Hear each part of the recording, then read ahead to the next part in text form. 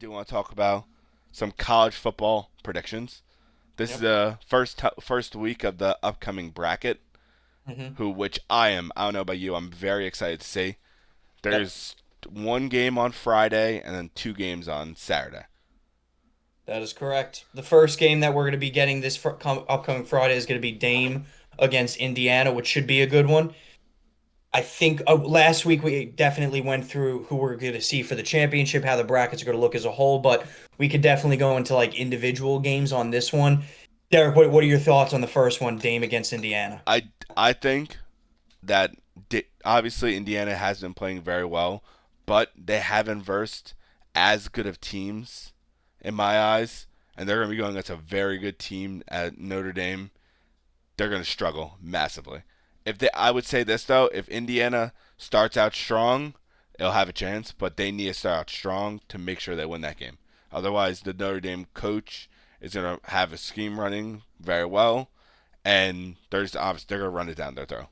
I do agree with you completely, though. I do think Notre Dame here takes this one, and the books say the same thing. They are favored by 8.5 points. I think this is actually, if Notre Dame plays the game that they usually play, typically, they've scored over 40 points in four of their last five games. I think their offense is clicking on all cylinders here. That's not to mention going against some high-powered teams, and you can take this as you will. Army was still very good this year. They absolutely blew them out of the water. And then the last game they just had against USC, they beat them 49 to 35. Indiana did have a little bit of a weaker schedule, and they wound up losing to Ohio State in pretty convincing fashion. They lost 38 to 15. So I'm gonna go with you on this one. I'm taking the Fighting Irish. I think they cover the spread way out of there. I think they double it. I think they win 15 plus. I agree. I think the only way that they don't win 15 plus in my eyes is if Indiana starts out hot.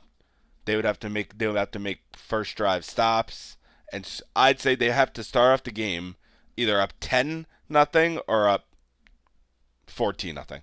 In my eyes, that's how they win that game. Yep.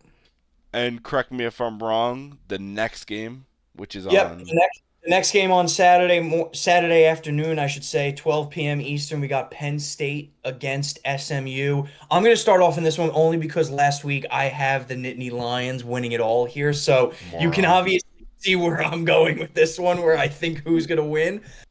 SMU played really inspired football in the year that even brought them into the playoff here, and they definitely deserved it. They gave Clemson a hell of a run in the championship game. They only lost by three, which was a very tough, nail-biting win. They definitely deserved it in my eyes to get over Bama, and I'm happy that the committee actually put them in over Bama. Still, Penn State is just a 10 times better team here. I mean, I don't see, there's no comparison in my eyes between the Big Ten Conference and the Atlantic Coast Conference. So, all things considered, Penn State should quite literally whoop their ass in this game. I'd be surprised in any other way. This game also, spread wise, 8.5, which is a little weird considering the first two games are both 8.5. I also think they double it at the very minimum. I think they win by even 20 plus. I I agree because the Nittany Lions are the way better team.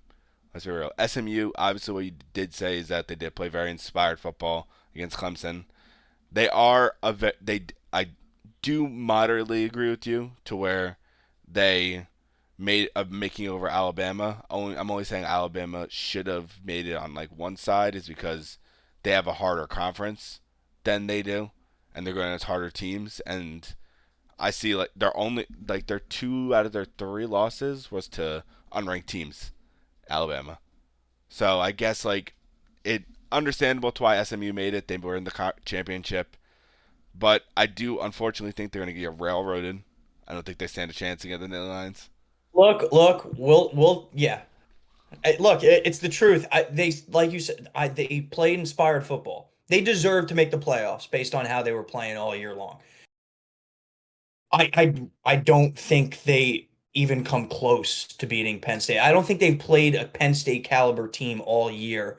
Unless you count Clemson, which I don't, because Clemson sneaked. They wouldn't have made it unless they won the championship. So I And think that's the one. Yeah, I think that's the one where it's a we go. gimme. It's a gimme. And Yeah. also them coming off a tough Oregon loss, they're gonna be firing on all cylinders. Yep. They're gonna light them up like a fucking Christmas tree. Yep. Second game of the day, got the 4 o'clock window. We're going to get the 5 and the 12 seed. I just mentioned it that Clemson, they wouldn't have been in this playoff if it wasn't for the win in the championship round. So it is Texas against Clemson. I'm going to let you make your prediction, and most likely we have the same opinion Texas, here. So I'm it's Texas. It's fucking Texas. Well, I hope this is all I hope. If no, I don't see a shot that Texas loses this game, like at all. One thing I do want to see, I want to see them blow out Clemson by at least like 28, 28 nothing going into like the third quarter. Bench Ewers and put in Arch Manning. That's what the fuck I want to see. So line of this game is 10.5 in favor of Texas. Not shocking whatsoever. If you're a Clemson fan and you want to look to any sort of bright spots here that of any little, chinks in the armor of where you could win a game here, right? There's two areas that I see, and tell me if I'm wrong. First and foremost, Ewers has not played well the last few games. He's definitely played more than mediocre. So if you can get pressure on him, constant pressure, he will continue to play mediocre, which will open the window for you to actually score some points and keep the game close. And if it's a close game in the playoff, who knows come fourth quarter overtime what happens, right? The second thing is, and I think this is the bigger one, it's Dabo Sweeney. This guy's been here before. He's done it before. He's a national champion. He knows how to coach in these big moments. I'm sure he's scheming up at least something to keep the game close, like I just said, going to the fourth quarter where anything can happen. He's going to be your best bet if you're a Clemson fan, where he puts together a scheme that is just so perfect and all the stars align that you have a chance at beating this Texas team. I I do understand that, but then it comes to at some point though, to like it kind of negates all of that when you just look at the talent on the Texas side. Oh, of course. That like their entire team, like all around, including their defense, is just outstanding. I know they obviously lost to Georgia in the SEC championship game, but they still are a great team. But that is one thing that you did say is 100% true is Ewers has not been playing well. So for all you know, Ewers could start off the game with two picks and and Clemson goes down the field and scores two touchdowns. Which brings it to my point is this is a playoff game, and I think we touched on it last week when we were just talking about our overall picks. If Ewers does come out there to start the game, right, in the first and second quarter, goes, let's just say 50% completion, maybe around 100 yards, but two picks, no touchdowns. Come the second half, it is the playoff. You may want to consider then going to Arch because there is no tomorrow if you lose. It's a Exactly. cliche to say that, but it's the truth. You can't just continue to afford sending a guy out there if he's continuing to struggle. 100. I 100% agree. I obviously Oh, just you'd like be very curious to see how the first half goes. I this like it's obviously non-biased. I do think Archer Manning is going to be very good when he does Hmm. play. So it will be nice to see him, but obviously like I would not force him in. I would not force him in unless he has to come Yep. in. Yep. Agreed. Agreed. And then the late slate, probably the best game of the day. It's the 8v9. It's Ohio State versus Tennessee.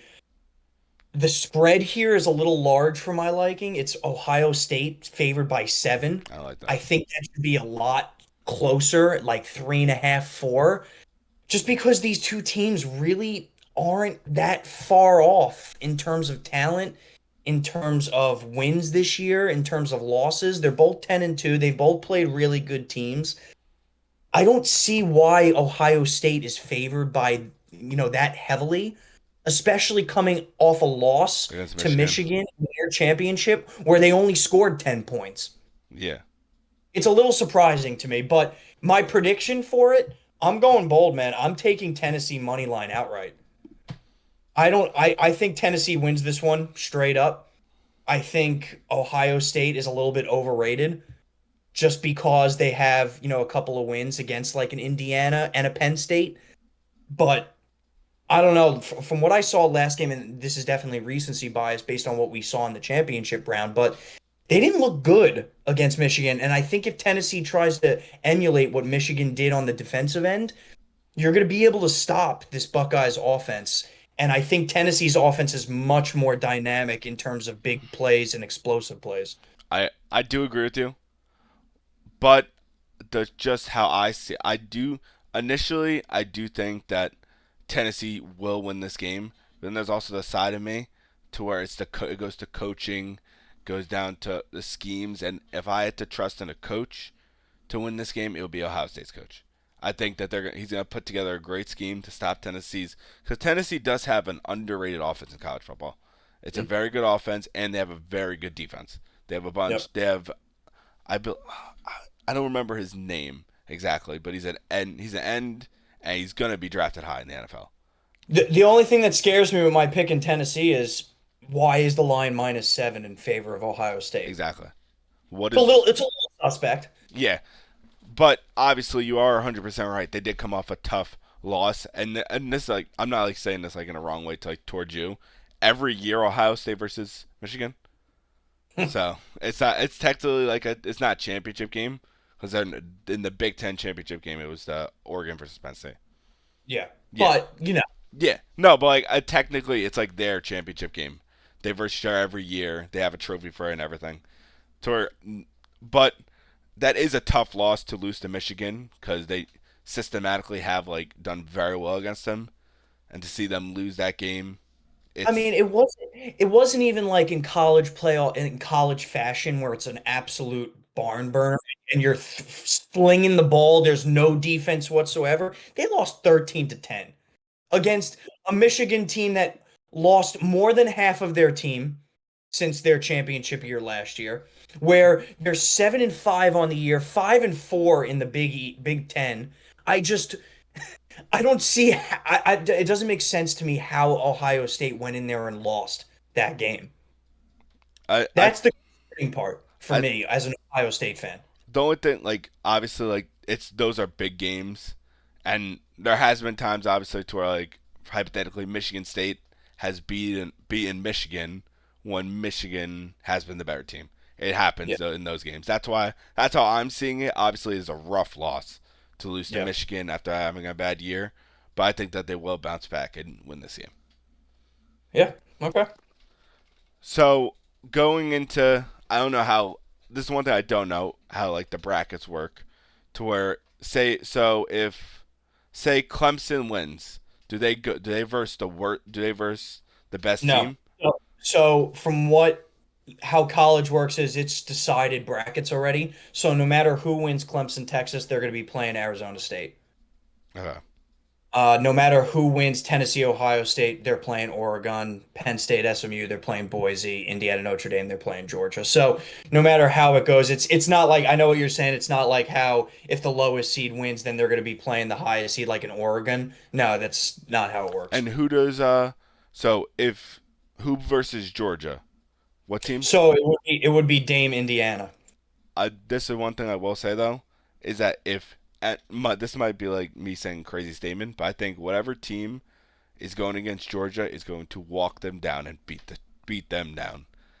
I know it's crazy to say, but I don't see a team. I don't see them like winning. Honestly, Okay, well, look, we can always discuss that at next week after these weekend games happen. yeah. And on the college front, if